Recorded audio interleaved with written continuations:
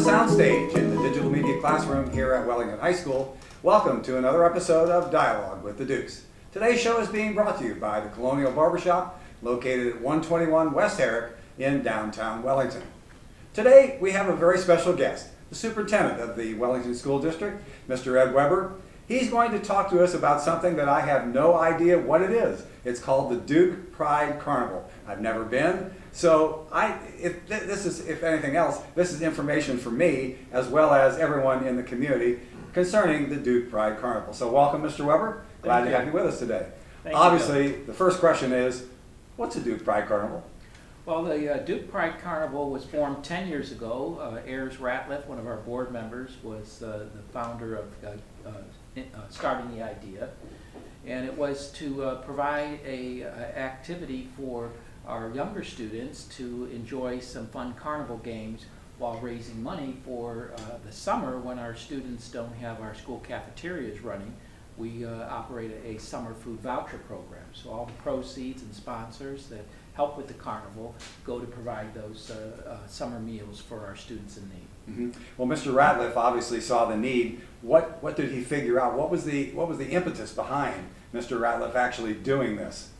I think it was, well, he's a former principal here in Wellington. Okay. He's retired and understood that students like a fun opportunity, and there's not always a lot of school programming, cross-curricular for the younger grades. Mm-hmm. There's sports and after-school clubs and activities the older you get, but the younger kids don't have as much. So this was something to really focus on that,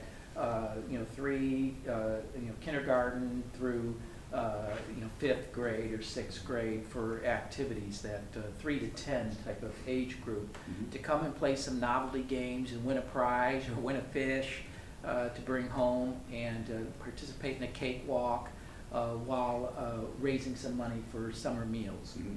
Well, we'll be going into that later on in the episode. Obviously, the next most important question has got to be, where is the carnival held?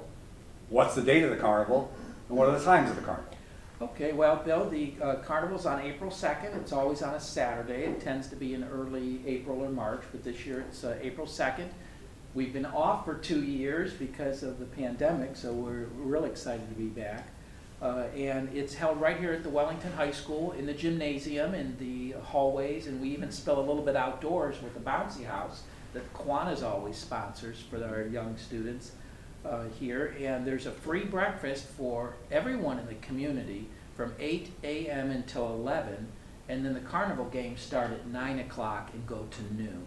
Mm-hmm. And most of those games are operated by our older students, so whether that's one of our sport teams putting it on or the youth group at one of our churches, they'll run those games for the younger kids. Perfect transition. So we have games, and you said used an idea of carnival games or novelty games, things like that. What are the games actually like, if you could give us a couple examples? And what are the prizes like? You mentioned a possibility of a couple prizes. Yeah, well, the most popular game there, I guess we would call, is the Cakewalk, where our K-kids play music, and the kids walk around in a circle, and then the music stops and they pick a number, and if you're on that number you get to pick out of maybe a choice of like 100 different cakes, which one you might want. Now the game that the school board puts on is Cornhole, so if you can throw a beanbag into the Duke Cornhole bowl, it's a custom Cornhole ball, you get a cotton candy bag. So and then our basketball team often puts on where if you shoot a basket, then you get a prize from them. And then our golf team, if you can do like putt-putt and do a hole-in-one, mm-hmm. you can win a game there. Mm-hmm. We often have the fish bowl, where you pull the ping pong ball out of the water, and if you have a star on it or something, mm-hmm. you win a fish to take home. So it's those kind of fun games. Mm-hmm. And the games are a ticket, and the tickets cost $0.25. Okay. And that goes to the meals. And then we also get sponsors that help underwrite it and help with the fundraising, because our food summer program does cost about $30,000 a year, mm-hmm. that we try to raise to support that for our summer meals. Well, as I said, we'll get into that a little bit later on. Talking more about the actual contest and where they take place and so on. Now, you talked about this is basically for kindergarten through like 5th or 6th grade, 3 to 10 years old, something like that. What do we have for the older kids? The kids, say in high school and things like that. What do we do for them, or what do they do for us? Well, they get to run the games at the carnival often, and they help with the announcements. We do announcements every 15 minutes from different sponsors, or to announce the breakfast, or to announce certain winners that we do. So they often help with running the event and running the various different booths. And of course, our students are at the older age are involved in many of our clubs and activities and sport programs that the school operates throughout the school year. Okay, I'm bringing my 5-year-old, say, to the Duke Carnival. Where do I enter at? Where do I go to? Where is it actually set up? You mentioned the fact that it's kind of all over the school. If I'm just walking to the school, where should I go first? Well, I probably recommend coming in one of the gymnasium doors on the side off our main parking lot. But you could also park in the Lindley lot and walk to the side there and enter. I would come in those doors, often right there at those side doors. There will be someone from Well Help, which is our partner, because all of the funds do go to Well Help, who then get the vouchers for the food program. But they'll sell those little tickets there, so you probably want to buy $5 or $10 worth of tickets for your child, and then they pretty much can play all the games there that they want. Just out of mere curiosity, we're rough estimate, how many games are there? Because you said like buy tickets for $5 or $10, each ticket's a quarter. Are there a lot of games? Approximately how many? Approximately 45 to 50 games. Right? Really? I think you may be able to show a list of some of the games that might be there for the students to play, or at least the groups sponsoring the games. So about 45 to 50 games. That's quite a bit. Well, when we come back after this message, we're going to talk specifically about money. And of course, that's the most important thing about raising the money for this carnival. This is Dialogue with the Dukes. Attention! Do you want a haircut for an affordable price? Visit Colonial Barbershop, located in Wellington, Ohio, on 121 West Herrick Avenue. We do haircuts for people like seniors to young kids. We have a price of a regular haircut for $13, a veteran haircut for $12, a senior haircut for $11, and a head shave for $20. Also, if your beard does not look good for your girlfriend or your mom, we will have a beard trim for only $5. If you have a problem with your hairline or a problem with your hair and it grows too much, don't worry, we will fix you right up and get you looking fresh. If you look like you need a haircut and you're not looking fresh for your date night, call 440-752-1078. We're back. Do you need a haircut? I certainly do. I don't know about Mr. Weber, but I certainly need a haircut. If you do, make sure that you attend or go to the Colonial Barbershop. I'm told that it is one of, if not the oldest barbershop here in the Northeast Ohio area, located at 121 West Herrick in downtown Wellington. We've been talking with Mr. Ed Weber, the superintendent of the Wellington School District. We've been talking about the Duke Pride Carnival, where it is, where it's located, what it's all about, why it's all about, games that are played and things like that. Now we want to talk about the fact that this whole idea behind the Duke Pride Carnival is raising money. So in this particular case, obviously we raise money. You were talking about the benefits. Why are we actually raising this money? Who is it actually going to benefit here specifically in Wellington? Well, Bill, the financial side of this is to raise funds for our summer food voucher program. Our students that are economically disadvantaged and might participate in our free and reduced lunch program during the school year. When school is closed, they don't have access to those meals. So an idea that was raised with Mr. Ratliff back a number of years ago was to provide food vouchers, working with our partner with Well Help, where all the proceeds from the carnival go to Well Help, and then Well Help distributes vouchers to use at Village Market for all of our families that qualify for free and reduced lunch meals during the school year, so that they have access to healthy meals during the summer. It does take a bit of money to do that, and so we do ask for contributions and sponsors as well as our ticket sales at the carnival. When do the vouchers at the Village Market, and by the way, thank you Village Market for providing these meals for these students. When does it actually start? Like right after the school ends up to the point where school starts again? Are there specific dates in there? Yes, there's a tiny bit of overlap because the vouchers are for June, July, and August, which are typically your summer months, but school doesn't really end till like June 6th or June 8th, right in there each year. So there's a little overlap in June, but very little. And so June, July, and August are when these vouchers are made available to our families to redeem at Village Market. Now, you mentioned earlier that it could take up to like $30,000 to actually provide all of these meals. Obviously, we're not going to get $30,000 from the Duke Pride Carnival. Obviously, we must have people that can contribute. Can people contribute? And if people would like to contribute, where do they contribute? Sure. Right. The ticket sales actually do raise about $2,000, maybe a little bit more.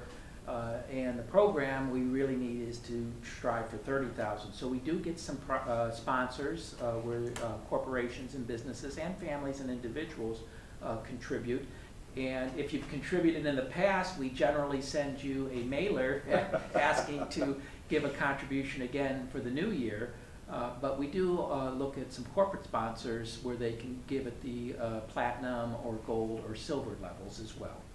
Well, we have two special sponsors that we want to talk about today, if you could elaborate on that.